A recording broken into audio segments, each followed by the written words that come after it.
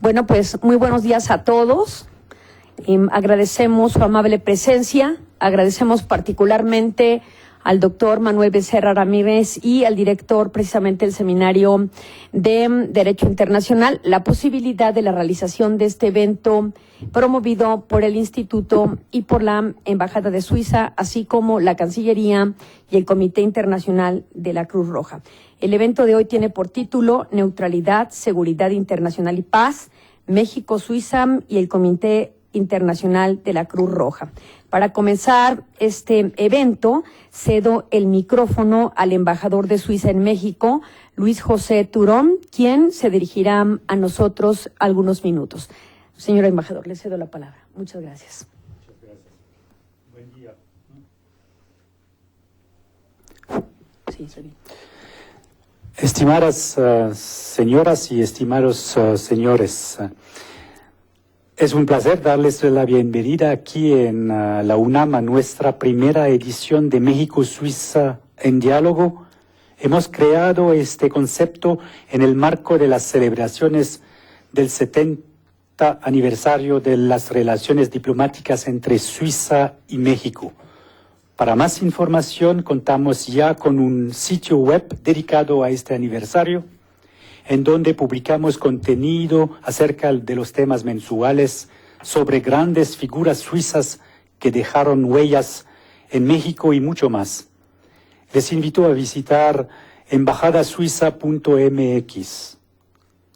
El objetivo de México-Suiza en Diálogo es de fomentar el debate sobre temas de actualidad y de crear nuevos lazos de interés entre ambos países. Desde hoy puede aún consultar el sitio web dedicado a esta serie de diálogos, mexicosuiza.mx.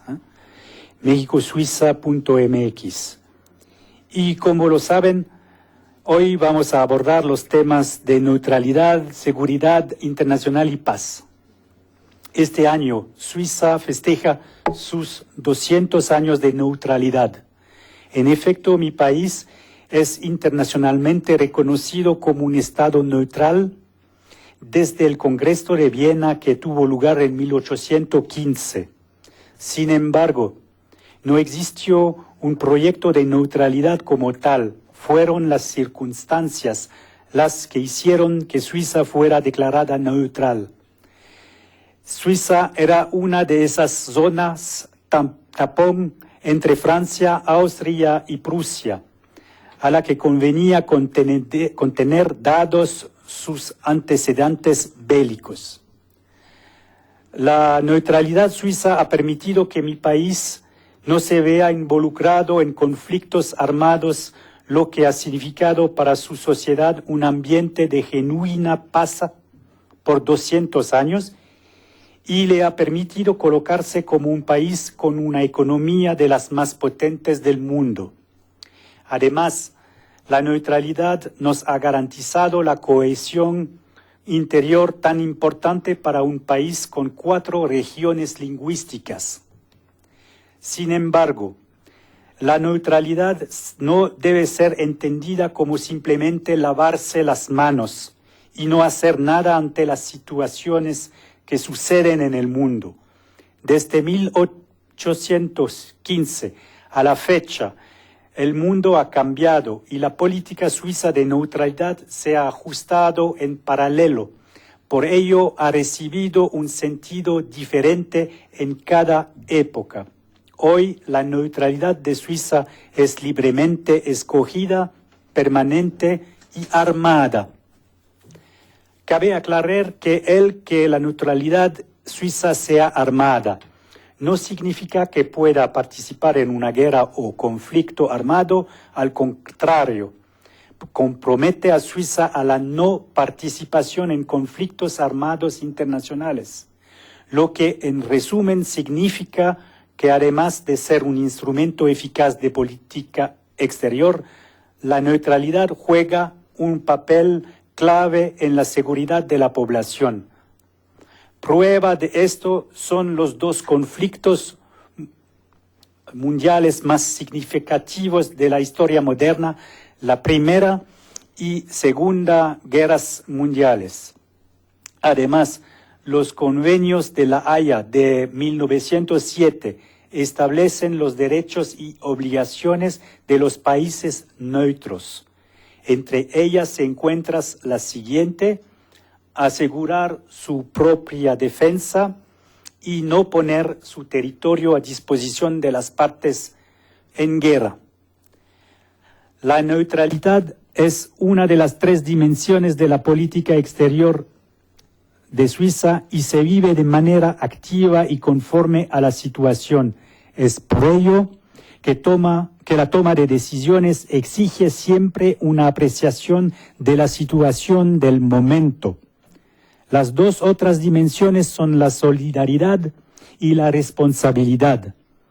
Y 2 principios son claves en la manera en la cual Suiza favorece la cooperación internacional o el encauzamiento o la solución de conflictos, construyendo puentes y fomentando el diálogo.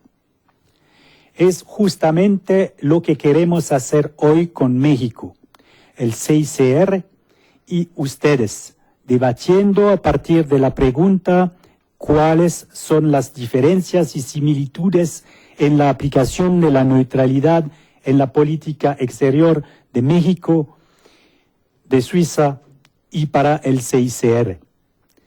La doctora Iliana Rodríguez Santibáñez, directora del Departamento de Derecho y Relaciones Internacionales en el TEC de Monterrey, Campus Ciudad de México, y nuestra moderadora del día de hoy, nos hará otras preguntas más. Y ustedes también, espero, tendrán la oportunidad de formular preguntas. Para finalizar, no quisiera olvidar de agradecer a todos los oradores que aceptaron participar en la primera edición de México en Diálogo, es decir, además de la doctora Iliana Rodríguez, al profesor Manuel Becerra Ramírez, profesor de Derecho Internacional en la UNAM, al maestro Rodrigo Pintado Colé, coordinador de asesores del subsecretario de la Secretaría de Relaciones Exteriores, al señor Juan Pedro Scherer, jefe de delegación del CICR en México, América Central y Cuba. Espero que este diálogo sea interesante, productivo y enriquecedor. Gracias.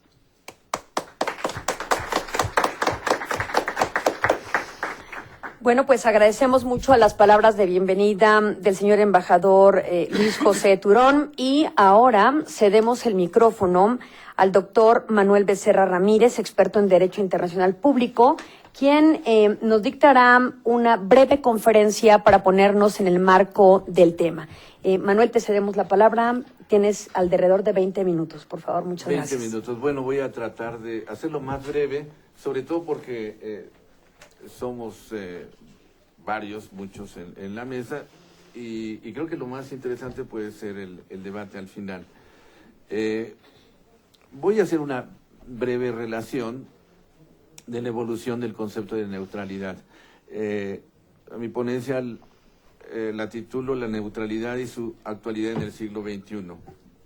En principio, ¿cuál es el concepto de neutralidad? De acuerdo con la doctrina de derecho internacional, el Estatuto de Neutralidad obliga a los estados concernidos a no adherirse a ninguna organización, pacto o alianza que pudiera conducirles a la guerra o al uso de la fuerza armada, salvo en legítima defensa. Este estatuto implica una voluntad libremente expresada por el neutral y aceptada por el resto de los estados, bien por vía convencional, como en el caso de Suiza, o por vía de hechos a través de facto, como en el caso de Costa Rica. Neutro viene del latín neuter, ni el uno ni el otro. Una potencia es neutra cuando en una guerra no toma partido.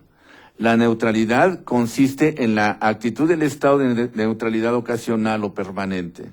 Se caracteriza por una vigilancia rígida y, llegado el caso, por una reacción pronta y enérgica mediante la cual el Estado impide a uno o varios beligerantes utilizar su territorio como teatro de guerra. Esta actitud corresponde de manera precisa a las condiciones requeridas para la observación rigurosa de los deberes de la neutralidad, dando por sentado que ésta puede subsistir únicamente si se defiende de manera eficaz. ¿Cuáles son los antecedentes de la neutralidad?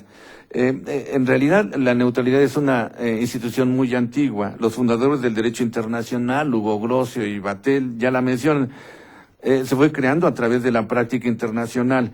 Por ejemplo, los Estados Unidos, en los orígenes del Estado como tal, la neutralidad era parte importante de su política exterior. Es famosa la primera ley de neutralidad del año de 1794, que fue renovada en el año de 1808. Esto nos hace pensar que la neutralidad para un país nuevo, como en aquel momento fue los Estados Unidos, significa un espacio vital de paz para el desarrollo como Estado. ¿Qué pasa en el inicio del siglo XX? La institución de origen consuetudinaria, la neutralidad, encuentra su expresión en el derecho convencional en el año de 1907 con la Conferencia de La Haya. Uno de los temas de la conferencia fue los derechos y deberes de los países neutrales, la neutralidad de las embarcaciones utilizadas en el rescate de la toma de buques por escuadras beligerantes, reglas de derecho humanitario internacional y de solución pacífica de controversias. De acuerdo con la Conferencia de La Haya, los deberes más importantes de los estados neutrales son no participar en guerras, asegurar su propia defensa, garantizar la igualdad de tratamiento de los beligerantes con respecto a la exportación de material de guerra, no proporcionar mercenarios a los beligerantes, no poner su territorio a disposición de las partes en guerra. Como resultado de la conferencia, aproximadamente 40 estados se declararon neutrales, lo que creó una situación propicia para ello, pues ese número les permitió presionar para que se respetara la neutralidad. Sin embargo, al final de la Primera Guerra Mundial, solo 6 estados se mantuvieron en esa posición, fundamentalmente ante la presión de otro concepto de guerra. La guerra dejó de tener el objetivo de vencer al ejército enemigo por el de la guerra total contra el Estado enemigo. Es importante también mencionar otro hito que afecta el concepto de neutralidad. En el año de 1928, con el Tratado de Abraham-Kellogg, se inicia la norma consuetudinaria mediante la cual se proscribe la guerra como medio de solución de diferencias internacionales. El derecho internacional, en consecuencia, es un derecho de paz. En el intervalo de las 2 guerras mundiales, la institución de la neutralidad entró en crisis, entre otras razones porque había sido ineficaz para detener la agresión de las potencias del eje y porque legalmente se decía que era inconsistente con el Estatuto de la Liga de Naciones, que contenía un sistema de seguridad colectiva que exigía acción en contra de los agresores. Sin embargo, la Confederación Helvética, con su ingreso a la Liga de Naciones, mostró que sí era posible ser neutral y ser miembro de la organización internacional al mismo tiempo. Más tarde, después de la Segunda Guerra Mundial, el esquema de seguridad colectiva que en este momento sigue vigente con la Carta de San Francisco, se hizo más claro y, por así decirlo, más severo. Recordemos el artículo 2 de la Carta de San Francisco, que establece los propósitos consignados en el artículo 1. Dice: la organización y sus miembros procederán de acuerdo con los siguientes principios. Ojo, este es fundamental porque para algunos académicos esos son los obstáculos para precisamente participar como neutrales en el sistema de seguridad de Naciones Unidas. Y esos principios son los siguientes. El artículo 2, fracción 4, establece: los miembros de la organización en sus relaciones internacionales se abstendrán de recurrir a la amenaza o al uso de la fuerza contra la integridad territorial o la independencia política de cualquier Estado en cualquier otra forma incompatible con los propósitos de las Naciones Unidas. ¿Ok? ¿Pasa eso? La fracción 5 dice: los miembros de la organización prestarán, a esta toda clase de ayuda en cualquier acción que ejerza de conformidad con esta carta, y se abstendrán de dar ayuda a Estado alguno contra el cual la organización estuviere ejerciendo acción preventiva o coercitiva. Además, en la fracción 6, La organización hará que los estados que no son miembros de las Naciones Unidas se conduzcan de acuerdo con estos principios en la medida que sea necesario para mantener la paz y la seguridad internacionales. Y junto con estos principios, la Carta de San Francisco, como sabemos, cuenta todo un sistema de acciones y sanciones coercitivas de carácter gradual en el capítulo 7, en caso de quebrantamiento de la paz y seguridad internacionales. Así, con este esquema en donde en principio está proscrita la guerra como y con un sistema de seguridad que se aplica a los violadores de la normatividad internacional, sería entendible que la neutralidad no es posible, pues hay una obligación no solo jurídica, sino también ética en colaborar contra los estados violadores de la legalidad internacional. Sin embargo, el orden internacional creado después de la Segunda Guerra Mundial y que tiene en la Carta de San Francisco su base constitucional, se vio detenido por la Guerra Fría, que dio paso a un mundo bipolar en donde frecuentemente el sistema de seguridad colectiva se veía obstaculizado por el veto de las hegemonías rivales. Entonces, la institución de la neutralidad cobró importancia. De ahí que inclusive en el seno de la comunidad internacional aparecía el grupo de los no alineados, una especie de movimiento de neutralidad. Algunos autores consideran que técnicamente esto no es neutralidad, pero es una expresión en ese sentido. Hay en la práctica internacional y en la doctrina de derecho también diferentes tipos de neutralidad. Según el profesor Fabián Novak, los tipos de neutralidad son neutralidad ocasional, cuando se adopta discrecionalmente por un Estado ante un conflicto bélico del que quiere permanecer al margen. La neutralidad ocasional diferenciada, que es benévola, flexible o calificada, por ejemplo, es el caso de los Estados Unidos antes de entrar a las acciones acciones armadas en la Segunda Guerra Mundial.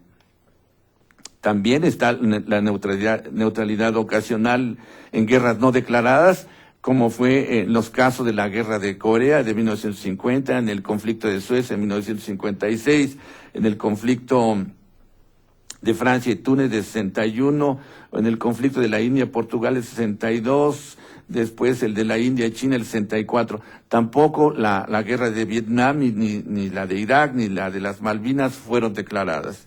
Evidentemente, el requisito de declarar la guerra que exigía la Convención de La Haya de 1907, de notificar el inicio de la guerra, ha quedado en desuso. Hay otro tipo de neutralidad, la neutralidad permanente. El Estado, con ese estatuto, debe de ser más riguroso en sus obligaciones de abstención e imparcialidad. Bueno, ¿qué pasa con la neutralidad suiza? Que escuchamos ya algunos conceptos. La neutralidad suiza, como decía también el señor embajador, tiene que ver con su particular historia, rodeado de conflictos bélicos y su particular composición étnica nacional. Así, la neutralidad como un elemento de defensa y de subsistencia tiene una larga historia. De aquí hay algunas fechas claves. En el año de 1521, Suiza firma con Francia un tratado de neutralidad que renovó en el año de 1663. En el año de 1815, las potencias aliadas y Francia reconocieron y garantizaron la neutralidad perpetua de Suiza. En el año de 1920 ingresa a la Sociedad de Naciones y mediante declaración del Consejo dispensa a Suiza de tomar parte de cualquier acción militar e inclusive de dejar pasar tropas por su territorio de acuerdo con su neutralidad perpetua.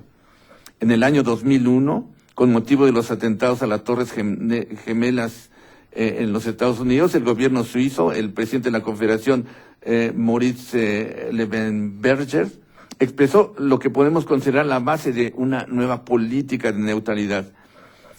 Él dijo: por medio de este inmenso acto de odio, acervos y valores tales como la paz, la sociedad liberal y la tolerancia sufren un descenso, pero seguimos creyendo, no obstante, en esos valores.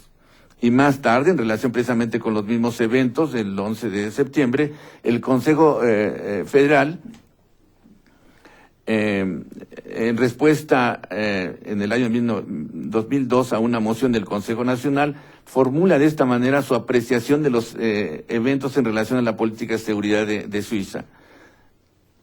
abro comillas, la base de la política de seguridad suiza, la seguridad por la cooperación, el respeto de la neutralidad inalienable y armada, se ve confirmada por los recientes eventos. El terrorismo es precisamente un fenómeno que ignora las fronteras y que puede ser combatido con posibilidades de éxito, nada más en el marco de una cooperación internacional. En el año 2002 se produce la adhesión de Suiza a la ONU, previa votación en el año 2002 de la población, en donde el 54.6% de los electores aceptan la adhesión de Suiza a la ONU. Esto será concretizado el 10 de septiembre del mismo año. En su declaración de adhesión, el Estado suizo se mantuvo en su línea de política internacional de neutralidad. Nada más menciono algunos otros países neutrales. Hay diferentes casos, por ejemplo, Bélgica, Luxemburgo, Austria, el Estado de Vaticano, la República Oriental de Uruguay, Albania, Camboya, Laos y Costa Rica.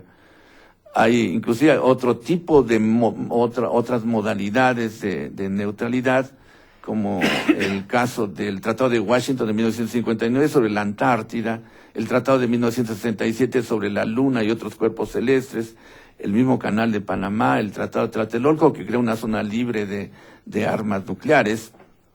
Sin embargo, podemos decir que actualmente la neutralidad, como se conocía en sus orígenes, se ha modificado sustancialmente al parejo de las relaciones internacionales. Hago en mi ponencia una mención muy breve, porque sé que su presidente hablará en su momento, sobre el Comité Internacional de la Cruz Roja. En efecto, en mención especial tiene el Comité Internacional de la Cruz Roja, que es promotor y garante del derecho humanitario internacional y que basa precisamente su actuación en la neutralidad, sin la cual le quita autoridad moral a su actuación. El comité es, de acuerdo con su esencia, una organización imparcial, neutral e independiente. Tiene la misión exclusivamente humanitaria de proteger la vida y la dignidad de las víctimas de los conflictos armados y de otras situaciones de violencia, así como de prestarles asistencia, asimismo la promoción y el fortalecimiento del derecho y de los principios humanitarios internacionales. Como sabemos, fue fundada en 1863 y dio origen también a los convenios de Ginebra y al movimiento de la Cruz Roja y de la Media Luna, cuyas actividades internacionales en los conflictos armados y en otras situaciones de violencia dirige y coordina. ¿Qué pasa con México? México y la neutralidad. México, con su política principista y con apego al derecho internacional, históricamente ha renunciado al uso de la fuerza y a la intervención en los asuntos internos de otros estados. La explicación de la política principista se encuentra en la historia de México, en donde desde su creación como Estado libre y soberano en el siglo XIX fue motivo de intervención de las potencias del momento, Francia, Inglaterra, España, y de una potencia naciente en aquel momento, Estados Unidos. Algunos dicen que México en el siglo XIX parecía Vietnam del siglo XX por las intervenciones extranjeras tan frecuentes y abundantes. Gracias a su política principista pudo navegar en las aguas turbulentas de la Guerra Fría y no rompió relaciones con Cuba, por ejemplo. Fue destino de un importante flujo de refugiados y se proveyó de una política de paz con su iniciativa del Tratado de Tlatelolco. Entre otros principios se destacan los de no intervención en asuntos internos, la igualdad jurídica de los estados, la resolución de controversias por medios pacíficos. Si uno quiere hacer una comparación entre la neutralidad suiza y la política principista de México, es posible encontrar similitudes. Ambos la toman como una política interna de cohesión. Oímos las palabras del señor embajador. Es un elemento que cohesiona a la variedad étnica cultural de Suiza. En el caso de México, la política exterior es un elemento de cohesión, porque es la que refleja una posición progresista e independiente a nivel internacional. Ambas responden a un medio ambiente hostil sin que sean potencias militares. Si uno ve la evolución del mapa de Europa del siglo XX, por ejemplo, verá uno que hay una serie de conflictos y Suiza siempre está al centro, ¿no? Ambos países buscan en su política externa un prestigio internacional que le dé fuerza moral. Ambos, en este momento, buscan dar una respuesta a los cambios de las relaciones internacionales.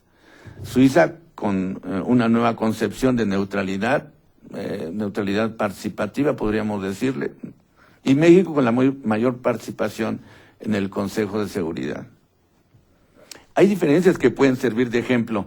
Es el caso de la consulta popular que hace Suiza para determinar lo que hace con su política exterior, y México tiene en su texto constitucional los principios que regulan su política exterior, el artículo 89, fracción 10ª, que aunque desde mi perspectiva no era necesario insertarlos en la Constitución, me parece que por lo menos hace pensar a los políticos que dirigen la política exterior de este país. ¿Qué pasa en la posguerra fría y la institución de la neutralidad? El fin de la Guerra Fría, desde mi perspectiva, ha dado pie a una transformación de las relaciones internacionales y con ello al derecho internacional. Y estas son algunas de sus características, que falta inclusive desarrollarla con un poquito más de profundidad. En principio, el bipolarismo ha dado paso a un multilateralismo naciente que no deja de conformarse totalmente. Por otra parte, el sistema de seguridad colectiva que tiene su núcleo en el Consejo de Seguridad de la ONU está rebasado por la realidad internacional y es necesaria una reforma profunda en donde no se actúe cuando los conflictos ya estallaron. Se actúa como bomberos, sino que tenga una acción preventiva atacando las causas de los conflictos más que los conflictos en sí cuando ya estallaron. Hay que ver la problemática que hace nacer estos conflictos. Por ejemplo, pobreza, distribución inequitativa de la riqueza, deterioro del medio ambiente, etcétera. Por otra parte, el Consejo de Seguridad, después de su actividad durante la Guerra Fría, ahora se ha convertido en un órgano hiperactivo y en algunos casos de carácter legislativo, que no cuenta con un sistema de pesos y contrapesos.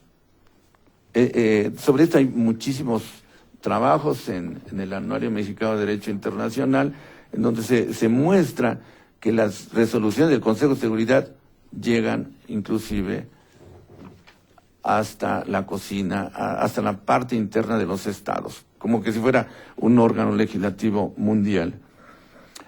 En ese sentido, desde mi perspectiva, es muy peligroso embarcarse en guerras cuyos motivos ocultos muchas veces son los intereses geoestratégicos o por recursos naturales escasos. Las guerras de la posguerra fría hasta el momento son guerras internas. Las amenazas a la paz y seguridad internacionales ahora no vienen de grupos convencionales, sino atípicos como los terroristas o el crimen organizado internacional, ojo, subrayo transnacional.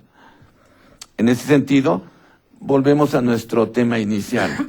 La neutralidad como institución señera de paz del derecho internacional tiene que cambiar haciendo a los estados más participativos de las acciones colectivas, o la neutralidad debe ser activa en la conformación de instituciones que modifiquen o pongan al día sus estructuras de acuerdo con las necesidades de mayor justicia internacional.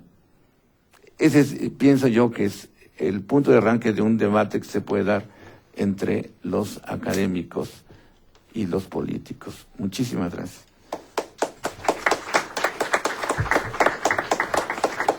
Muchas gracias, doctor Manuel Becerra. A continuación, el pódium sostendrá una discusión en relación a 3 preguntas. Puede ser en desorden, pero siempre comenzaremos por respeto a la presidencia con el señor embajador. Y le pediríamos al personal de la embajada que nos ayudaran a repartir papeles para que nuestros invitados en este foro puedan realizar sus preguntas, mismas que ustedes podrán desarrollar en la manera que se desarrolle la propia discusión de este panel, y con posterioridad a la discusión serán tomadas a la mesa para poder responderlas en orden. Muchísimas gracias. Bueno, pues la primera pregunta que le lanzaría a los panelistas aquí presentes, que ya ha citado el señor embajador Luis José Turón, que entre otros, por supuesto, está el doctor Manuel Becerra a mi izquierda, a mi derecha Juan Pedro Scherer, jefe de la delegación del 6R en México, América Central y Cuba, y en mi extremo izquierdo el maestro Rodrigo Pintado, que él es coordinador de asesores de la Subsecretaría para Asuntos Multilaterales y Derechos Humanos, cuyas semblanzas tienen ya ustedes a la vista. Mi primera pregunta, independientemente de que el doctor Becerra en un latinazgo nos dice que neutro es neuter, ni uno ni el otro, querríamos saber en términos prácticos, señor embajador, ¿qué es la neutralidad y si este es un concepto rígido? Y la pregunta va para todos. El derecho de la neutralidad es definido. Los convenios de La Haya del 1907 establecen los derechos y deberes de los neutros en caso de guerra. El derecho más importante es el derecho a la inviolabilidad de su propio territorio. Los deberes les mencionó el profesor Becerra antes en su presentación. No participar en guerra es uno de los más importantes. El derecho de la neutralidad se aplica nada más en tiempos de guerra. Eso es. Pero hay otra parte. Sin embargo, la política de neutralidad deja una margen de maniobra. Ella es definida en función de derecho que yo mencioné, de la situación internacional, de la historia, de la tradición, al igual del interés del país. El gobierno suizo se apoya en el derecho de la neutralidad y las consideraciones relativas a la política de neutralidad para elaborar sus decisiones. Mencioné en mis palabras de bienvenida que la toma de decisiones exige siempre una apreciación pertinente de la situación del momento. Quisiera ilustrarle con dos ejemplos concretos, la Segunda Guerra Mundial y la guerra en Kosovo. La Segunda Guerra Mundial, según el derecho de la neutralidad, el Estado neutro tiene derecho a la inviolabilidad de su territorio y tiene el deber de garantizar su integridad.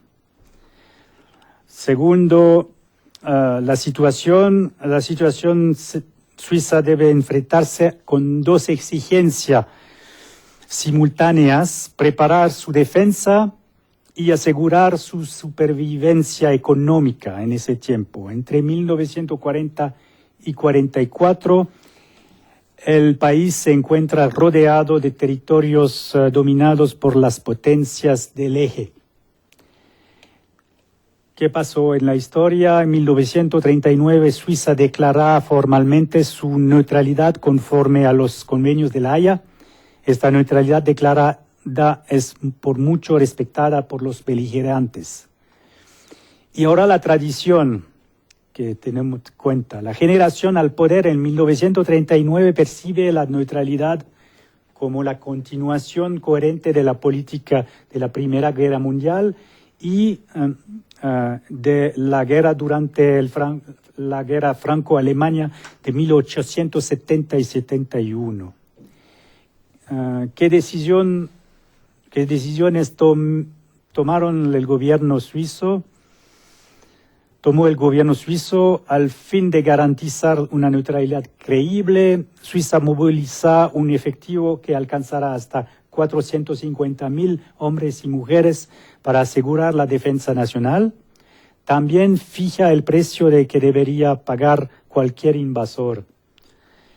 Es por este medio y por el medio de concesiones económicas a las potencias del eje que es posible asegurar la independencia del país en esa época.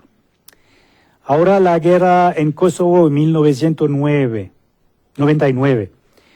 Primero, el derecho de la neutralidad, el otorgamiento de derechos de tránsito para misiones de combate entra en cuenta, pues, que la OTAN no ha sido expresamente mandatada por la ONU para llevar a cabo este tipo de misión.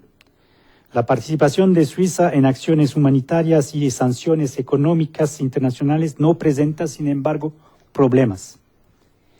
Después de la guerra, derechos de tránsito pueden ser acordadas porque el involucramiento de la Fuerza de Mantenimiento de Paz, que se llama KFOR, se apoya en un mandato de la ONU y que Yugoslavia dio su acuerdo.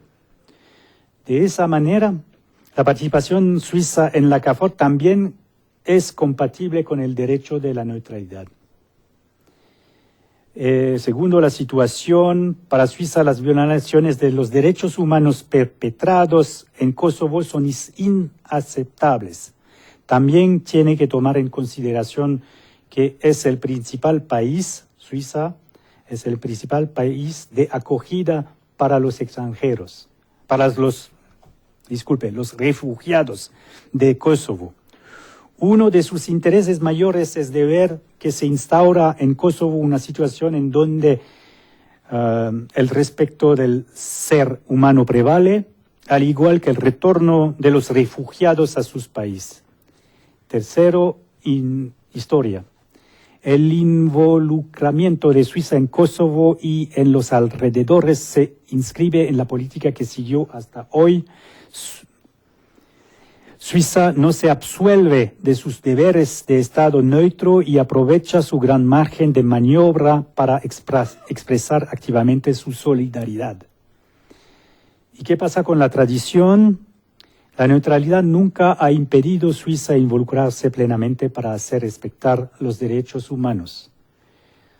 Las decisiones del gobierno fueron: Suiza participa en iniciativas humanitarias en Yugoslavia y proporciona un apoyo humanitario a los refugiados que se encuentran en Albania y Macedonia, países vecinos. El gobierno suizo no otorga derechos de tránsito a la OTAN para sus misiones de combate, sin embargo aplica las sanciones no militares contra Yugoslavia. Al amparo del mandato del Consejo de Seguridad de la ONU, Suiza participa en la KFOR y otorga sus derechos de tránsito. Gracias, señor embajador. Maestro Rodrigo Pintado, el escenario que dibuja el embajador es en el contexto de conflictos armados propiamente dichos, para el ejercicio del concepto de la neutralidad.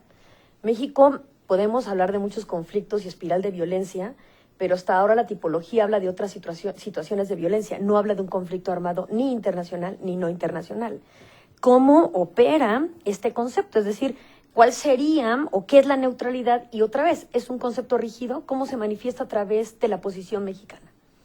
Sí, muchas gracias. Pues en primer lugar, yo creo que habría que recordar que México no es un país neutral. Ahí ha habido algunas interpretaciones erróneas del principio de la no intervención de México, pensando que eso significa que México es neutral. México no es un país neutral, participamos en la Segunda Guerra Mundial y somos parte del Tratado Interamericano de Asistencia Recíproca, entre otras cosas, pero sin embargo nuestra política exterior sí se rige de conformidad con los principios de política exterior que están en el artículo 89 Entonces, de la ahí de la hablaríamos de Constitución. una flexibilización. Sí, yo creo que un poco retomando la presentación excelente que hizo el doctor Becerra, habría que primero recordar que la historia de México y las múltiples intervenciones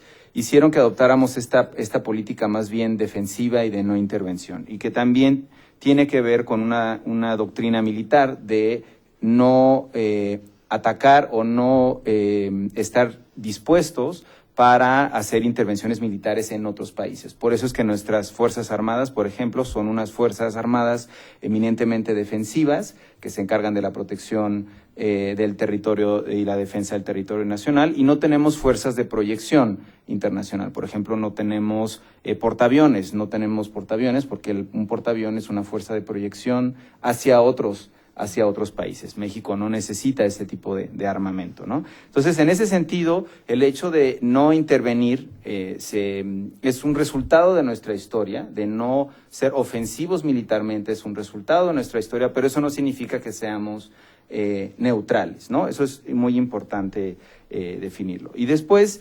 yo creo que uno de los principios más importantes que quizá más que el de la no intervención, es el de la solución pacífica de las controversias. Es decir, que México cree que la manera más eficaz de resolver los conflictos internacionales es de forma pacífica, y por eso es que estamos tan involucrados y tan convencidos de la importancia de las Naciones Unidas como el foro en el que se tienen que dirimir las diferencias y no llegar al momento del conflicto armado, ¿no? Aquí retomo un poco lo que señalaba de la importancia de tener un Consejo de Seguridad de la ONU que ataque más la cuestión de la prevención del conflicto armado, ¿no? Antes de que éste estalle, y cuando éste estalla, entonces ya tomar medidas a través del sistema de seguridad colectiva que es la Organización de las Naciones Unidas. Entonces, esto es una parte inherente de nuestro ser internacional como país. Creemos que la forma más eficaz de resolver los conflictos es de forma pacífica. Tenemos una prueba clara en nuestra región de América Latina, que es una región que pues está libre de conflictos, y que cuando hay enfrentamientos entre los países, pues los llevamos a los foros internacionales. Nos vamos a la Corte Internacional de Justicia, como es el caso ahorita, ¿no?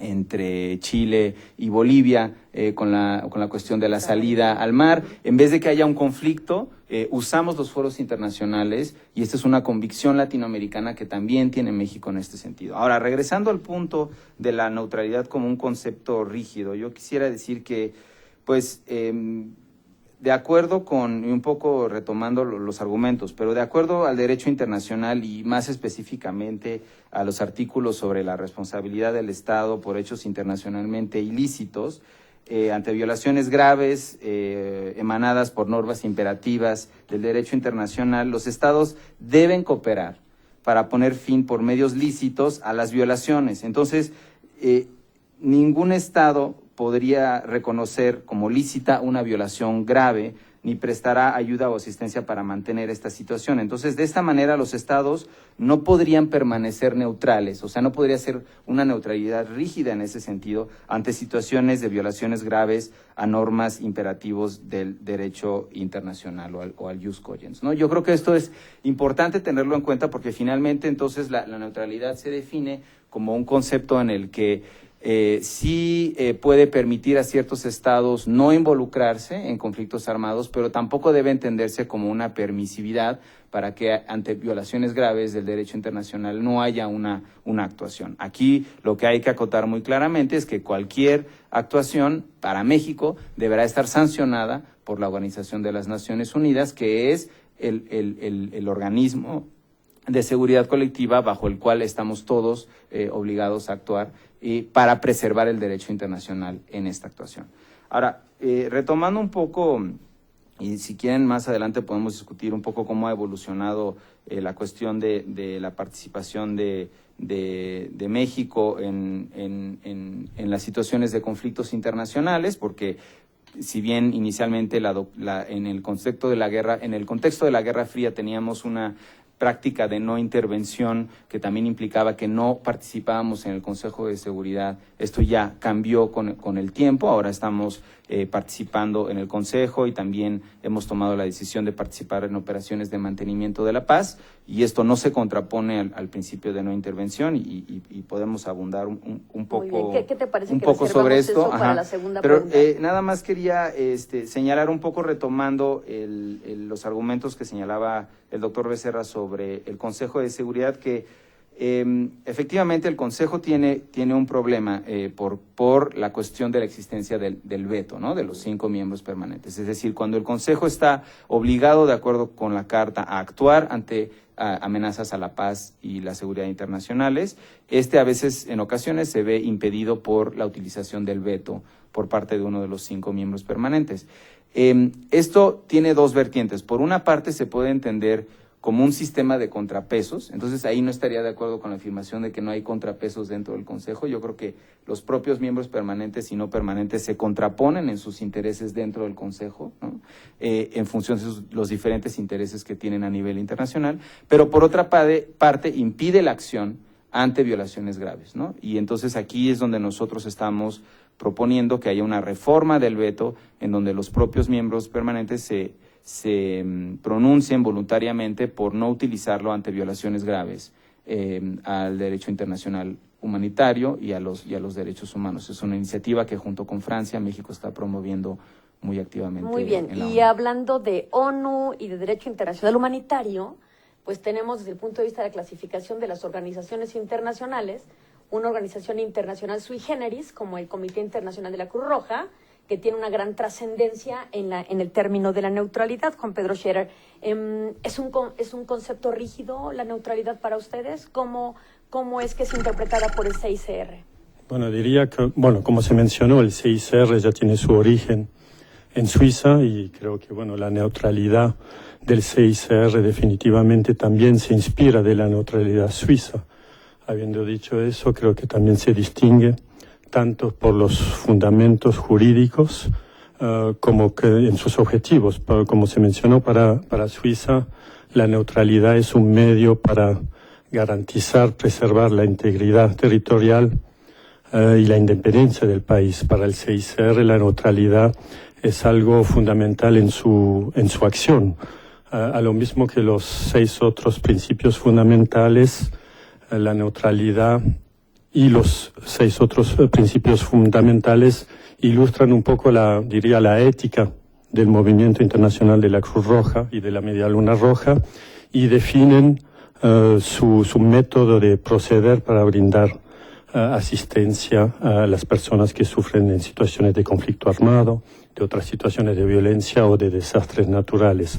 Al nivel del CICR o del movimiento, el principio de neutralidad está formulado como sigue: con el fin de conservar la confianza de todos, se abstiene de tomar parte en las hostilidades y en todo tiempo en las controversias de orden político, racial, religioso e ideológico. Eso nos permite, en nuestra acción, en primer lugar, cuando estamos en situaciones de conflicto armado, de establecer y de mantener diálogo con todas las partes en conflicto. La neutralidad no es un fin en sí mismo, sino es un medio que nos permite establecer diálogo con todas las partes en conflicto sin calificar a las partes en conflicto.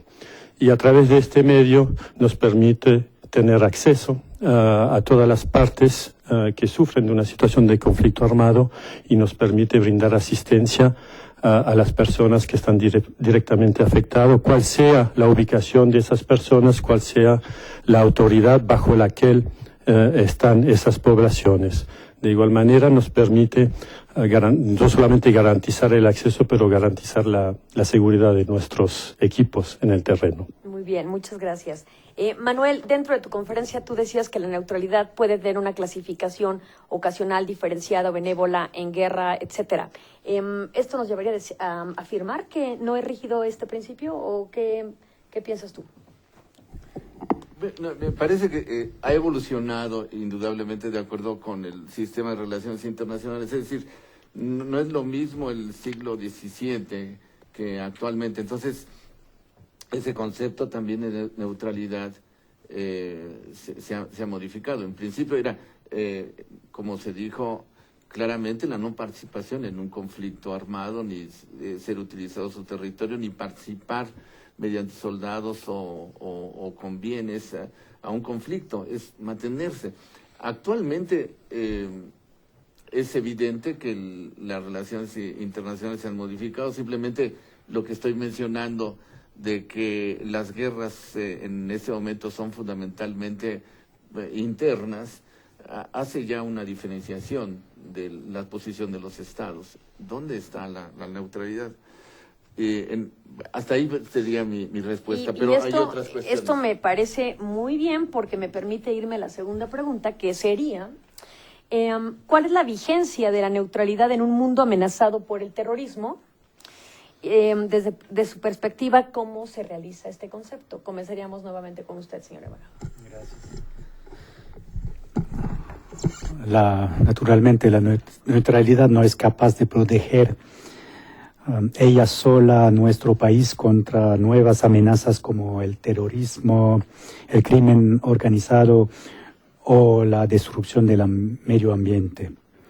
Se trata, por lo tanto, de reforzar nuestra cooperación internacional en el ámbito de la política extranjera y de la política de seguridad, sino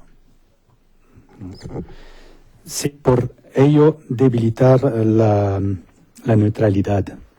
Suiza concibe su neutralidad de manera a poder tomar las precauciones militares necesarias para defenderse, también contra las nuevas formas de amenazas. Según el tipo de amenaza que conviene prevenir, eso podría también implicar una cooperación internacional transfronteriza en la preparación de medidas de defensa también. Quisiera también mencionar que después de los atentados del 11 de septiembre de 2001, el gobierno reafirmó, como el profesor Becerra ya lo dijo, es importante, es por eso que lo mencionó, la base de la política de seguridad suiza, la seguridad por la cooperación en el respecto de la neutralidad inalienable y armada, se ve confirmada por los recientes eventos.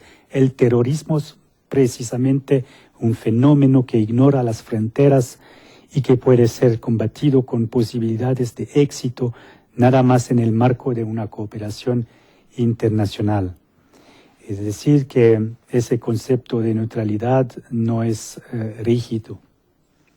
Muy bien. Seguiríamos también ahora con Juan Pedro Scherer la misma pregunta.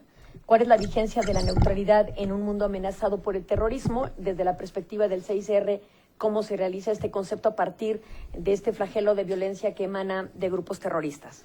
Bueno, diría que a raíz de los atentados del 2001, tanto la neutralidad como la acción humanitaria del CICR ha sido cuestionada, criticada, tomando por ejemplo el trabajo que realizaba y que sigue realizando el CICR en países como Afganistán, como Irak, donde tenemos y mantenemos diálogo directo con actores armados como los talibanes, que son considerados por parte de la comunidad internacional como grupos terroristas. Entonces ahí hubo muchas críticas en cuanto a la acción humanitaria del CICR, teniendo posiciones de algunos países que básicamente uno no puede ser neutral en esas situaciones y que básicamente tiene que tomar parte en su acción. Creo que es definitivamente también en esas situaciones, cuando hay una polarización muy grande, muchas presiones, que la neutralidad, que la acción neutra e independiente tiene también toda su relevancia y importancia. Nos permite seguir trabajando y brindar asistencia a poblaciones que viven bajo la autoridad de esos mismos grupos. Nos permite mantener diálogo, nos permite tener enlaces de comunicación para pasar ciertos mensajes.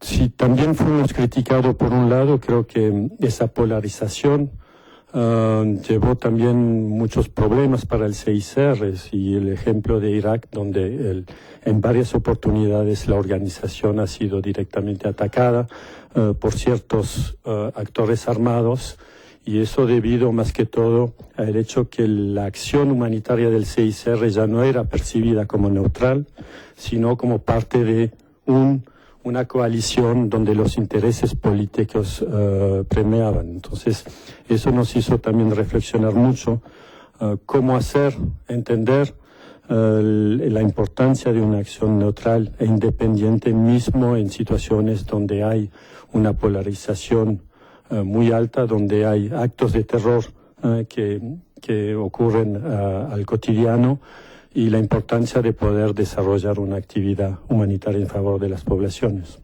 Muy bien. Aquí hago un paréntesis y me gustaría, porque veo mucha gente joven, Juan Pedro, invitarlos a que entren a la página del CICR para que vean la enorme labor que hace el Comité Internacional de la Cruz Roja.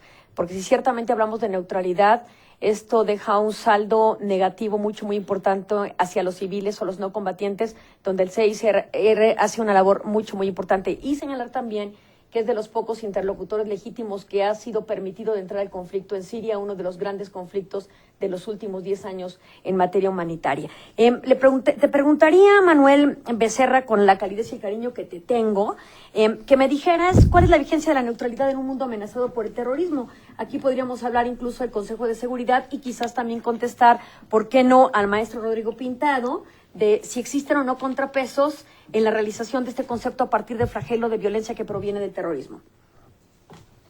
¿En principio a mí? Sí.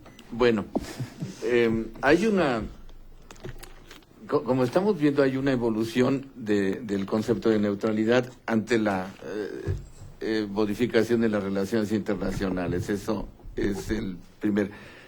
Pero mi punto es que aquí tanto la posición de México, una posición que podemos decirlo no estrictamente de neutralidad, sino principista y de defensa del derecho internacional, tal parece que se acerca mucho al concepto de neutralidad contemporánea de Suiza.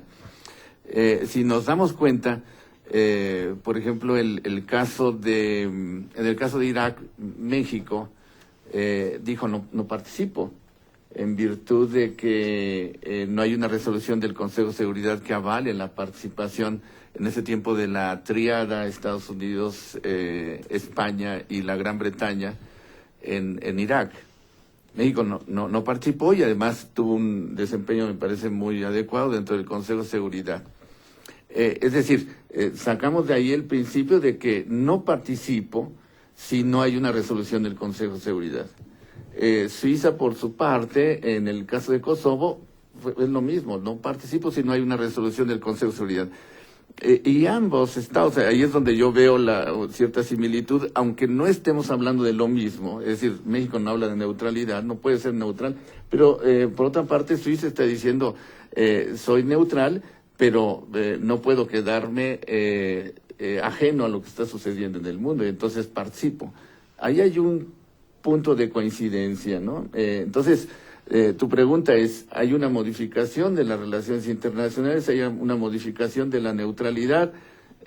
Como vemos, sí hay una modificación de quienes practican la neutralidad. Mi punto quizás diferente sería un Estado neutral a dónde manda sus baterías no bélicas, sino baterías de política exterior. Eso yo creo que haría la diferencia. Yo me mantendría, pero pues, yo no soy dirigente de Suiza, en un concepto de neutralidad, pero participativa en otro tipo de cosas, ¿no? Es decir, una modificación de la organización internacional. Es indudable que la organización internacional, que nace en 1945, y el derecho internacional mismo, ha sufrido modificaciones sustanciales. En eso basaría yo una política de neutralidad y de incidencia activa a nivel internacional. Gracias, Manuel. Maestro Rodrigo Pintado, has dejado muy claro que México no es un país neutro. Sin embargo, con lo que dice el doctor Becerra, podríamos asumir que ciertas posturas del ejercicio de la política exterior del artículo 89, fracción 10, al hablar de la no intervención, pueden concretarse como una especie de neutralidad al no participar en ciertos conflictos. ¿Qué está haciendo México ante el escenario de violencia que promueve el terrorismo? ¿Habría alguna participación por parte de México al respecto o seamos más papistas que el Papa y el artículo 89 se aplica a rajatabla? El artículo, o sea, los principios de política exterior, como los interpreta México a través de la Cancillería, de la Secretaría de Relaciones Exteriores, son una guía para nuestra política exterior, pero no son una camisa de fuerza. Es decir, la política exterior, y ya lo ha dicho el secretario Miden en varias ocasiones, se guía por intereses nacionales y no por principios estrictamente hablando. Entonces, en ese sentido, no vamos a tomar decisiones de política exterior cegados, digamos, o apegados estrictamente a los principios, sino que vamos a ver cuáles son esos intereses nacionales en cada decisión que se tome. Entonces, en ese sentido, por ejemplo, efectivamente México decide no participar en conflictos internacionales, pero por una cuestión de un interés nacional que tenemos de no involucrarnos en esos conflictos que se deriva de nuestra historia, como ya lo dijimos. Ahora bien, esto no significa que no condenemos activamente los actos de terrorismo, que no participemos en las acciones conjuntas de Naciones Unidas para el combate contra el terrorismo, que no hayamos firmado las convenciones, protocolos en relación con el combate al terrorismo. Es decir, estamos involucrados en el combate al terrorismo porque si hay grupos terroristas internacionales que quisieran venir a México, pues tenemos la obligación de combatirlos. Entonces, en este sentido, no somos neutros ante esta realidad del terrorismo, sino que la combatimos activamente para prevenir que haya este tipo de actos terroristas en nuestro territorio, y además participamos en los esfuerzos internacionales para combatir este flagelo a nivel internacional.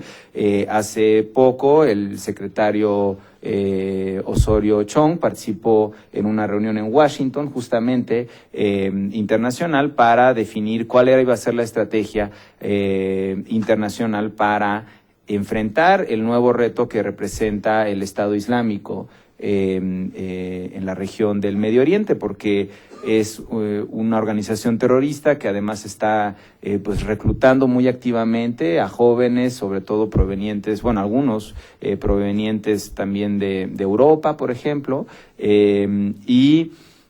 pues la estrategia que México planteó ante este desafío es no solamente tener la vertiente del combate activo a este grupo por medios militares, sino también atender las causas de este fenómeno. Es decir, ¿por qué hay jóvenes que no se sienten identificados con su propia cultura, con su propio país, y que prefieren ir a combatir en otros escenarios como Siria, como Irak o como Libia ahora, por una causa un poco difusa, ¿no?, de crear un Estado islámico en toda la región, una especie de yihad? Entonces, ¿qué es lo que atrae a estos jóvenes? ¿Cuáles son las causas de este desarraigo que tienen y que los hace irse hacia estas o tomar este tipo de decisiones? Ese es el planteamiento que México hace, ¿no? Tenemos que atender las causas, y muchas veces las causas del terrorismo también tienen que ver con una falta de desarrollo, una falta de oportunidades económicas en los países donde estos movimientos extremistas florecen, porque la gente está harta de no tener acceso a oportunidad de trabajo, oportunidades de desarrollo, y optan por estas soluciones. Otro de los temas que México planteó y que es muy importante para nosotros por la propia situación que tenemos es el problema del tráfico y el acceso a las armas. Es decir, muchos de estos grupos terroristas han sido armados por otros países que se han involucrado en, por ejemplo, el conflicto en Siria, ¿no?, apoyando algunos grupos de oposición en contra del gobierno, y este tipo de actitudes, este tipo de decisiones, pues después tienen repercusiones como las que estamos viendo ahorita en la región, en donde pues hay estos grupos armados que tienen acceso a arsenales de armas muy importantes, que ya sea tomaron a las autoridades locales, tanto en Siria como en Irak, o que incluso recibieron de otros países que ahora están ellos mismos afectados por esos grupos. Entonces, México es un promotor muy activo del Tratado sobre el Comercio de Armas, que justamente lo que busca es evitar que se envíen armas y que se haga un comercio de armas con países que podrían desviar estas armas hacia grupos armados, o que podrían fomentar que estas armas se utilicen en violación violaciones graves al derecho internacional humanitario y al derecho internacional de los derechos humanos, ¿no? México ha sufrido del tráfico de armas que proviene sobre todo de Estados Unidos, ¿no? Armas que además no son solamente estadounidenses, casi la mitad de las armas traficadas hacia México son fabricadas en Europa, por ejemplo. Entonces ahí tenemos un problema, que las armas europeas que iban a ser vendidas en el mercado estadounidense acaban en manos del crimen organizado en México, ¿no? Esto es un problema que nos afecta a nosotros directamente y queremos combatirlo con los medios que tenemos. Con Estados Unidos es una cuestión bilateral que tenemos que enfrentar, sobre todo de control de la frontera, ¿no? Pero a nivel internacional es un tema que tenemos que atender y que Suiza y México promovimos muy activamente, y el CICR también estuvo muy activamente implicado en las negociaciones del Tratado sobre el Comercio de Armas, que busca justamente evitar que estas armas acaben en las manos equivocadas, ¿no? Que es lo que ocurre con estos. Pues muchas gracias. Vamos a ver si la Asociación del Rifle deja de aducir a la segunda enmienda para que Estados Unidos pueda firmar esa gran convención que ciertamente va a ser muy positiva. Sí, ya lo firmó Estados Unidos, pero no lo ha ratificado. Exacto. Y no está cerca de ratificar. Es correcto. Por eso digo, ¿no? Ojalá que algún día. Muy bien. Continuaría y preguntaría al señor embajador, ¿es la neutralidad un camino hacia la paz?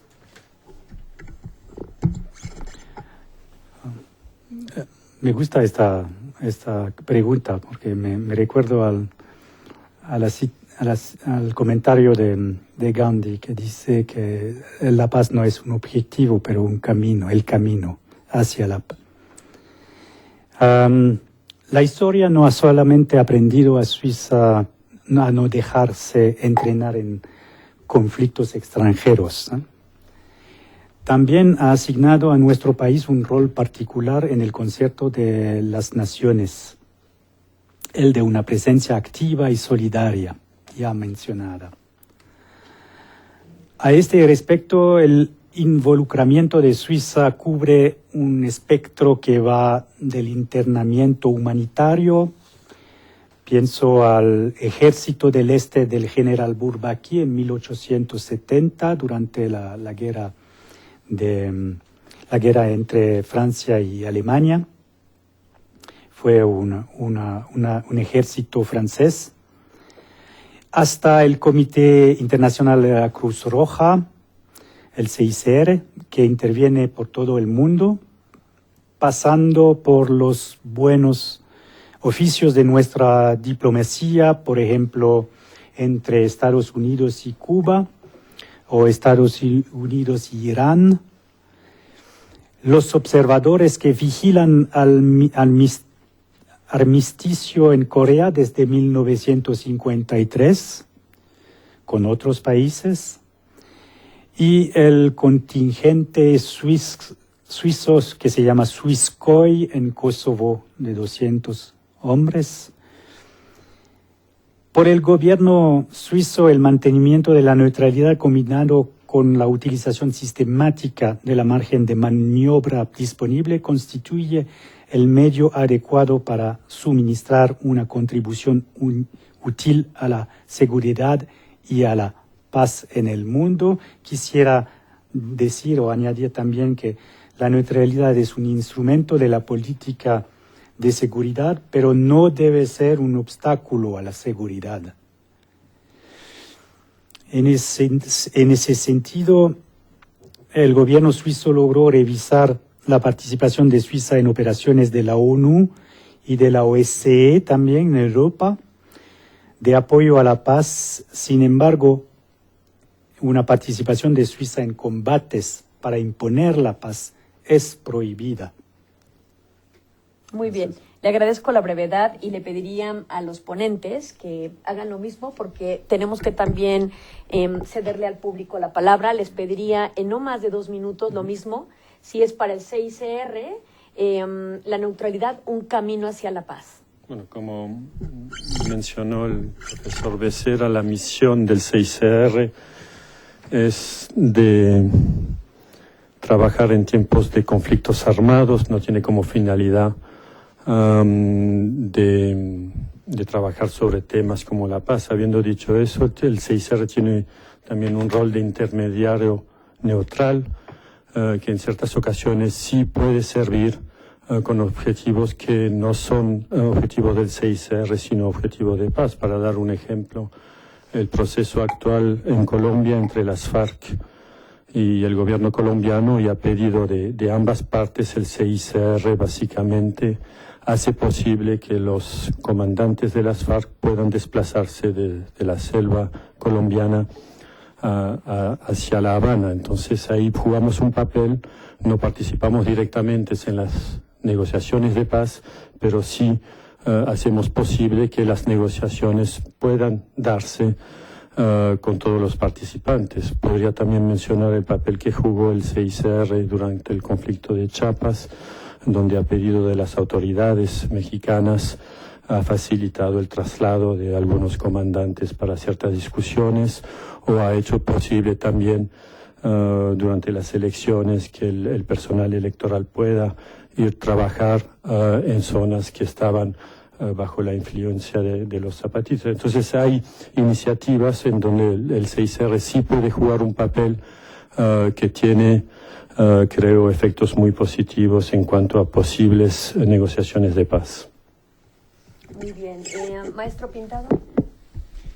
Yo creo que la neutralidad entendida como una promoción de la solución pacífica de las controversias y de la no participación en conflictos armados, en este sentido sí efectivamente puede ayudar a la paz. Es un hecho que si todos los países del mundo fueran neutrales, pues no habría guerras, ¿no? Entonces, claramente en este sentido se responde afirmativamente a la pregunta, pero no es el caso. Desafortunadamente, la mayoría de los países no son neutrales, pues porque tienen intereses geoestratégicos específicos que han decidido promover por otras vías, o porque no creen en este concepto por alguna razón. Sin embargo, esto no significa que no hay otros medios para garantizar la paz, y yo creo que en este sentido, si bien México no es, como ya decía, un país neutral, pues sí promueve la solución pacífica de las controversias, y esto permite efectivamente también apoyar en la construcción de un mundo más pacífico. Y yo creo que es muy importante también que todos los estados, sobre todo las potencias, tengan en cuenta la importancia de seguir respetando los principios del derecho internacional, y de que toda acción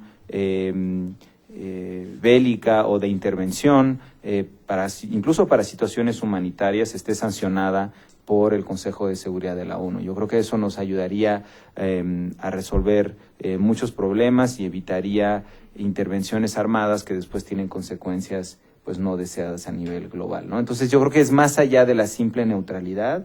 Efectivamente la neutralidad tiene un impacto positivo en este sentido, pero la realidad del mundo hace que pues no podemos basarnos únicamente en eso, ¿no? También tenemos que pensar en otras herramientas, como la propia organización de las Naciones Unidas nos ofrece. Muy bien, Manuel. ¿La neutralidad un camino hacia la paz, sí o no? Sí.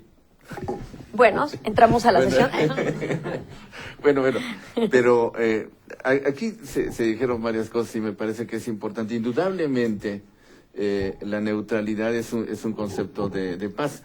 Ya lo dijimos al principio, si se analiza, es una respuesta de un Estado que tiene problemas internos e internacionales. Entonces, la neutralidad es un concepto de paz, eso es positivo. Evidentemente hay modificaciones, pero en esas modificaciones, ahí es donde está el medio del asunto. En esas modificaciones, recuerden ustedes que la Carta de San Francisco tiene varios capítulos. Yo, en lugar de quedarme en el capítulo 7, me quedaría en el capítulo 6 de la Carta, porque precisamente ahí está la neutralidad. Solución de controversias por neutrales, inclusive. Y esa es la esencia precisamente del Comité Internacional de la Cruz Roja, es decir, la participación desde un punto de vista neutral con una gran autoridad moral. Aquí se abre una gran discusión. ¿Cómo actúan los estados? ¿Actúan por intereses o por cierto prestigio internacional. ¿Cómo veríamos a un país, bueno, con ciertas limitaciones como la misma... ¿Qué es lo que hace importante a Suiza? Yo pienso precisamente su política de neutralidad, su política, digamos, pacífica, que no es un país que guarda sus intereses específicamente. ¿O sí? ¿O no? Sí, ¿Cuál es la visión que tenemos de Suiza? Es un país neutral que hace relojes muy importantes, pero también tiene una presencia de un país que no se mete en conflictos. O sea, ahí la cuestión es ¿qué prevalece? ¿Los intereses y qué tipo de intereses o cierto prestigio internacional que te da calidad? A mí me parece que la posición de México, y tampoco soy presidente ni dirijo la política exterior de mi país, pero debería de ser una política exterior de un prestigio como en otro momento teníamos. Se hablaba, por ejemplo, de la participación del Comité Internacional de la Cruz Roja en la solución de una de los conflictos más señeros de América Latina, de Colombia. ¿Por qué México no está proponiendo o también no está ahí en eso? Esas son cuestiones que es interesante discutir. Muy bien, pues agradecemos a los panelistas y comenzamos nuestra sesión de preguntas. Hay unas que están muy dirigidas a algunos panelistas, pero creo que la puede contestar incluso cualquier persona. Comenzaría con una que me parece que es muy retadora, que formula el alumno del TEC de Monterrey, Campus Ciudad de México, Christoph Lotzinger, que dice, y se lo pregunto a todos, ¿desaparece el concepto de neutralidad cuando un país no se pronuncia en contra de una guerra que viola el derecho internacional? ¿Está en peligro de extinción este concepto? ¿Quién quiere responder?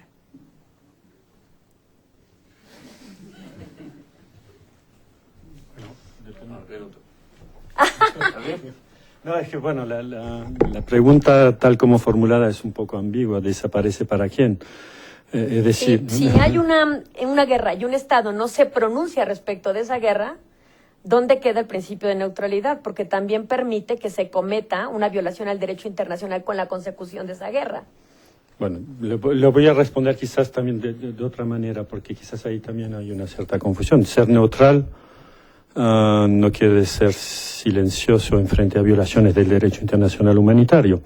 El CICR sí es neutral en su acción, pero en frente a violaciones del derecho internacional humanitario se expresa. En muchas oportunidades sí se expresa de manera confidencial, bilateral, así que uno no lo escucha, pero creo que son conceptos, son cosas diferentes. Básicamente una cosa es para un Estado o para una organización como el CICR mantener una posición neutral y otra cosa es el derecho a la guerra. El CICR no se pronuncia sobre si una guerra es justa o no es justa, se pronuncia de cómo se hace la guerra.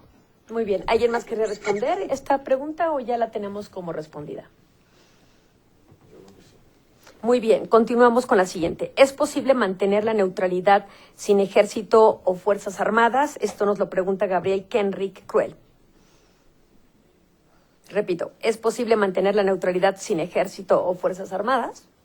Bueno, no soy un experto en neutralidad, pero yo diría que estrictamente sí. Estoy pensando en el caso de Costa Rica, que no es un país que no tiene fuerzas armadas, solo tiene una policía para defender pues la seguridad interna, y ahora ha estado un poco complicada la situación con Nicaragua, desafortunadamente, pero han decidido nuevamente llevarlo ante las instancias internacionales para resolverlo. Entonces, yo creo que estrictamente sí podría responderse afirmativamente, pero en la concepción de Suiza, y aquí me aventuro un poco, escuchando lo que había señalado el embajador, pues es muy claro que la neutralidad también implica la obligación de poder defender su territorio, ¿no? Entonces, en este sentido, pues las Fuerzas Armadas tienen esa utilidad, ¿no? Muy bien, muchas gracias. Dos preguntas, señor embajador, por favor. Gracias. Muy brevemente, que quisiera solo añadir que bueno, Suiza es en el corazón de Europa, y Europa en el siglo XX, especialmente tenía muchas guerras, 2 guerras mundiales, y para Suiza no se puede ser de otra manera que tener un ejército. Y quisiera seguir el comentario de Churchill, que dijo una vez, un país tiene un ejército siempre, el suyo o la de un otro. Muy bien, muchísimas gracias. Una pregunta también interesante de Laura Telles, que va dirigida al señor embajador, pero también creo que la puede responder cualquier panelista, es: si la neutralidad es un instrumento político para la seguridad, pero no debe ser un obstáculo para esta, ¿en qué situación o escenario se verían en la necesidad de abandonar esta postura? ¿Suiza estaría dispuesta a abandonar la postura de la neutralidad, por ejemplo? ¿Y bajo qué situación? Creo que no. Estamos primero un país democrático, tendrá que cambiar la Constitución, y por eso necesitamos la mayoría del pueblo. Y hasta ahora, si se leen las encuestas en favor del mantenimiento de la neutralidad, están como entre 85 y 90% de la población quisiera mantener la neutralidad. De toda manera, bueno, creo que no va a ser posible. Muy bien, muchas gracias. Recojo 2 preguntas que van enfocadas al CICR. Preguntan particularmente a Juan Pedro Scherer y Ángel González y otra persona que no pone su nombre. Básicamente preguntan qué temas relevantes lleva a cabo el CICR en México y cómo ha influido la figura del DIH de Suiza directamente a México. Entonces quizás podamos englobar ambas para hablar de cómo influye la cultura suiza en el desarrollo del DIH en México y qué hace el CICR en México. Bueno, el CICR en México trabaja diferentes temas que están relacionados con la situación con las consecuencias de la situación de violencia armada en varias zonas del país. Desarrollamos acciones, en particular con la Cruz Roja Mexicana, para brindar asistencias a las personas migrantes que atraviesen México, más que todo en proveniencia de Centroamérica. Desarrollamos muchas actividades con la CEGOP como con la PGR en relación al fortalecimiento de las capacidades institucionales para temas relacionados con las cuestiones de personas desaparecidas. Como ustedes saben, bueno, es algo que afecta a muchas partes del país y donde es necesario poder dar respuestas a las familias que buscan a sus seres queridos. Entonces ahí es más que todo, diría, un trabajo de fortalecimiento, de acompañamiento de las autoridades para que puedan mejorar la búsqueda, tanto la búsqueda como el trabajo forense. Entonces diría, hay toda una serie de actividades que están más que todo relacionadas de una manera u otra con la situación de violencia. En cuanto a la segunda pregunta, creo que hay otras personas más adecuadas para responder en cómo influencia. Pero antes de que alguien más responda, sumo una pregunta que tiene que ver un poco con la labor tan importante que hace el CICR, que nos formula José Manuel Granado de la Facultad de Derecho de la UNAM, y que sería: ¿quién garantiza la seguridad del personal humanitario y de los que protegen? Bueno, básicamente para el CICR es en su modo operatorio, es a través de una acción neutral e independiente, estableciendo diálogo con todas las partes en conflicto, que tratamos de recibir el respeto y garantizar la seguridad de nuestros equipos. Entonces, como lo mencioné, hubo países, y Irak creo que fue uno de los casos, pero también hubo en los años 90 en Chechenia, donde 6 colegas habían sido ejecutados, donde básicamente, diría, la acción neutra y independiente del CICR de una manera u otra ya no era aceptada o era percibida como diferente. Entonces, es a través del diálogo, es a través de la aceptación de la acción humanitaria del CICR que garantizamos nuestra seguridad. Hay algunos contextos donde sí definitivamente no fue posible y donde hemos recurrido a protección armada, pero esos son excepciones y son situaciones que no queremos, bueno, ampliar de manera general. Muy bien, muchas gracias. Hay dos preguntas muy específicas. Una en relación a cuándo regresó México al TIAR, por qué fue denunciado este tratado hace algún tiempo, ya que se refiere con Estado Islámico. Eso nos lo formula la profesora Guadalupe Rodríguez Guerrero de la Universidad Autónoma de Hidalgo. Y también se pregunta si es verdad jurídicamente que los principios de política exterior plasmados en el artículo 89, fracción 10 de la Constitución mexicana no son una camisa de fuerza, es decir, entonces ¿son obligatorios jurídicamente o solo una guía para la acción? Esto nos lo pregunta Luis Córdoba. Pues yo diría que los principios de política exterior efectivamente rigen la manera en que debe definirse la política exterior, pero dentro de esta manera de regirla hay un espacio para la interpretación. Y ese espacio para la interpretación es el que permite también, como ya señalaba yo anteriormente, la defensa de los intereses nacionales, ¿no? Que es lo más importante para un Estado a nivel internacional.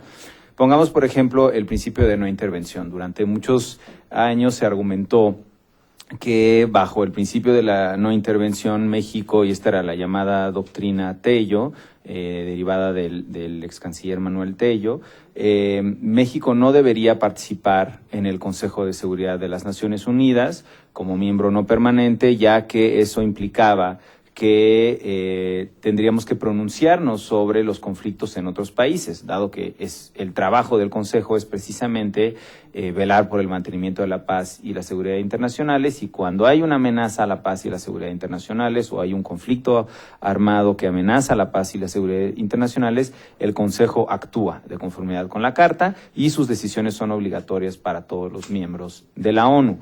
Entonces, esta idea o interpretación de la no intervención señalaba entonces que pues México no debería participar en el Consejo, ya que eso implicaba que nos tendríamos que pronunciar o tomar una posición o una postura sobre conflictos que estaban allende nuestras fronteras, que no nos competían directamente. Ahora bien, esta interpretación cambió y entonces ahí es donde hablo de este margen de maniobra que nos permiten los principios, y nosotros definimos que pues la actuación del Consejo de Seguridad, como es una actuación legal regida por el derecho internacional, ya que somos Estados miembros de la ONU y firmamos la Carta, no, en estricto sentido, no se trata de una intervención, de una acción para prevenir o resolver conflictos que están en curso. Y México tiene todo el derecho de pronunciarse sobre estas situaciones de conflicto para tratar de ayudar a resolverlos, porque uno de nuestros principios fundamentales es la lucha, y que también es principio de política exterior, es la lucha por la paz y la seguridad internacionales. Ese es uno de los principios también de la política exterior que complementa, es decir, los principios entre ellos se complementan, y no está solo la no intervención, sino también está la lucha por la paz y la seguridad internacionales, y también está la solución pacífica de las controversias como parte de estos principios. Entonces, se van complementando mutuamente y nos permiten este margen de acción para tomar la decisión de participar activamente en el Consejo. Lo hicimos ya con este cambio de perspectiva en 2002-2003, justamente en el contexto de la intervención en Irak, que por cierto nunca hubo una resolución de la ONU sobre la intervención de Estados Unidos en Irak, nunca se puso a votación esta resolución, no hubo que votarla cuando estábamos en el Consejo, contrariamente a lo que se afirma que México votó en contra. Pues no, nunca votamos porque los americanos se dieron cuenta, los estadounidenses se dieron cuenta que no tenían los votos para que pasara, entonces no la presentaron y decidieron intervenir unilateralmente. Y bueno, un año después, la ONU sí adoptó una resolución avalando la intervención de Estados Unidos en Irak y estableciendo una misión de Naciones Unidas en Irak. Entonces, finalmente, se restableció la legalidad, entre comillas, ¿no? Porque hay muchas interpretaciones en ese sentido, ¿no? Pero también está el tema de las operaciones de mantenimiento de la paz. Durante, pues, hasta recientemente, una de las concepciones que se tenían es que, pues, México no puede participar en operaciones de mantenimiento de la paz, que son operaciones que implican la participación de militares en otros escenarios fuera del territorio nacional. y bueno, se interpretaba el principio de la no intervención como un principio que obligaba a las Fuerzas Armadas a quedarse únicamente en el país a la defensa del territorio. Y si bien efectivamente las Fuerzas Armadas mexicanas tienen esta doctrina estricta de defensa del territorio nacional, esto no impide que participen en apoyo de ayuda humanitaria, como fue el caso en Haití después del terremoto, o el caso del huracán Katrina en Estados Unidos, donde fueron a otros escenarios a aportar su ayuda. Entonces, la misma doctrina militar permitía que las Fuerzas Armadas participaran en otros escenarios para acciones humanitarias. Entonces, bajo esa premisa y también en el entendido de que las operaciones de mantenimiento de la paz actuales de la ONU no violan el principio de la no intervención, ya que todas ellas se autorizan con el consentimiento del Estado que las recibe, es decir, los propios estados que tienen un problema de conflicto armado están solicitando que esas operaciones estén en sus territorios para ayudarles a resolverlo. Entonces tomamos la decisión de participar en estas operaciones y nosotros vamos a definir en qué operaciones vamos a participar, nuevamente regidos por nuestros propios intereses nacionales y siguiendo nuestros principios de esta manera interpretativa, digamos, ¿no? Muy bien, muchas gracias. Y sobre el TIAR no tendría yo la respuesta en este momento, podría regresar con una respuesta concreta. O que la profesora Marta te contacte, Sí, ¿no? con mucho gusto. Te damos sus datos, Marta. Una última pregunta de Carlos Ruiz Miguel.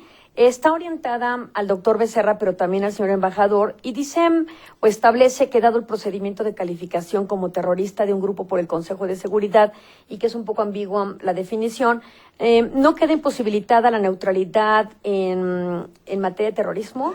¿Y qué posición adoptan Suiza y México ante este problema? Manuel. Bueno, eso me da pie, y muchísimas gracias al profesor, ¿cómo se llama? Carlos Ruiz Miguel. Es un distinguido profesor español que está de visita en México. Me da oportunidad para dar una respuesta también a otra de las cosas que se pusieron en la mesa. En principio, esta es la gran cuestión de un órgano, en este caso el Consejo de Seguridad, que da una calificación de terrorismo.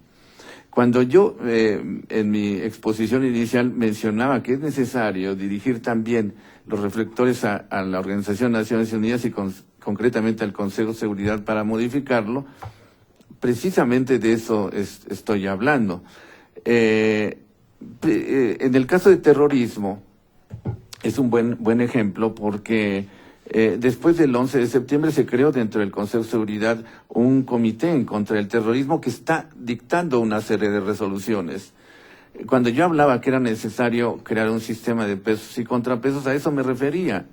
Hay una hiperactividad del Consejo de Seguridad y precisamente es el caso del terrorismo. El Consejo de Seguridad en este comité ha dictado una serie de resoluciones, entre ellos, por ejemplo, ha publicado una lista de personas que se consideran como terroristas cuando en la práctica no lo son. Es por eso que, y hay que decirlo también, que el Consejo de Seguridad ha evolucionado en el sentido de crear un ombudsperson. Eso es positivo y ese es un camino hacia la creación de este sistema de contrapesos. Muchas de las resoluciones del Consejo de Seguridad tienen una legitimidad muy cuestionable. Precisamente el maestro ha mencionado el caso de Irak. Y sí, lo sabemos, en el caso de Irak ni siquiera se votó la resolución. La tríada de países que llegaron a Irak en el año 2003 lo hicieron sin el paraguas legal del Consejo de Seguridad y sin embargo posteriormente el mismo Consejo de Seguridad dictó una serie de resoluciones cuando estamos ante una situación de una guerra ilegal, pero se legalizó. Es decir, en ese sentido, ¿cuál es el contrapeso que tiene el Consejo de Seguridad? ¿Por qué se aceptó ese tipo de cosas? Indudablemente participan los miembros del Consejo de Seguridad y todos lo discuten. Y eso también es muy cuestionable, porque las resoluciones se negocian y se toman ya en lo interior. Eso hay mucho escrito sobre ese tema. En ese sentido, sí es un peligro que el Consejo de Seguridad de manera unilateral esté considerando este terrorismo. Eso es necesario una discusión a nivel multilateral, me parece, y voy en esa misma dirección. El terrorismo va en contra del derecho internacional, hay que tomar una posición, pero una posición de carácter multilateral. El caso también muy concreto de la guerrilla de las FARC. Durante un tiempo hubo muchos esfuerzos de los mismos guerrilleros para que fueran reconocidas su beligerancia y en consecuencia la neutralidad de todos los demás.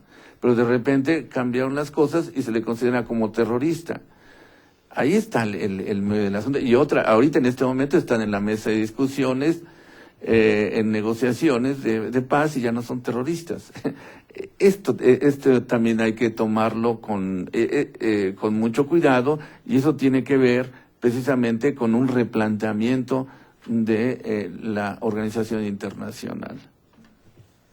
Añadir nada más un comentario. Yo creo que también aquí hay que tener en cuenta que y ante un público de juristas y abogados es a veces complicado decirlo, pero hay que tener en cuenta que muchas veces las interpretaciones rígidas del derecho pues no aplican 100% con los intereses que promueven los estados, ¿no? Y esto es muy claro en el caso del Consejo de Seguridad. Es decir, el Consejo de Seguridad en algunos casos va a actuar de manera ejemplar, sobre todo estoy pensando en los conflictos en África, es decir, va a actuar rápidamente, de manera unificada, para atender la crisis, creando una operación de mantenimiento de la paz, desplegando sus elementos para tratar de fomentar también el diálogo político entre las partes en conflicto. Y en otros casos, pues en función de los intereses políticos, principalmente de los miembros permanentes del Consejo de Seguridad, pues va a actuar de una manera cuestionable, como ya señalaba el doctor, en el caso de Irak, o va a decidir no actuar, como es el caso de Siria, por ejemplo, que ya lleva casi 5 años en conflicto y que no ha... Y el Consejo de Seguridad se ha pronunciado en algunas ocasiones, pero nunca de manera tan contundente como lo ha hecho en otros conflictos africanos. Aquí es donde la Realpolitik se va a poner por encima del derecho finalmente y los intereses de los estados, específicamente de los miembros permanentes, pues van a contraponerse a los principios legales que están en la propia Carta de la ONU.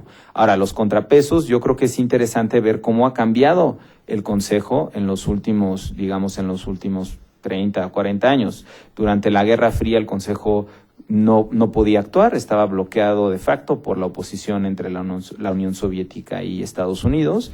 Después de la Guerra Fría hay un periodo de actividad frenética casi del Consejo de Seguridad, donde empieza a actuar muchísimo para permitir acciones colectivas a nivel internacional. Y ahora, después de la cuestión de la anexión de Crimea y el conflicto de Ucrania y el endurecimiento de la relación entre Rusia y Estados Unidos, estamos volviendo otra vez a esta especie de bloqueo. Lo vemos en el caso de Siria y en otras situaciones donde Rusia y Estados Unidos se están contraponiendo y no tienen la misma concepción de qué es una amenaza para la paz y la seguridad y cuándo tendría que actuar o no el Consejo de Seguridad, ¿no? Entonces aquí es donde otra vez están estos equilibrios entre lo que dice específicamente el derecho internacional y la actuación real de los estados en función de sus intereses nacionales, ¿no? Muy bien, señor embajador, ¿alguna respuesta a la pregunta? Sí,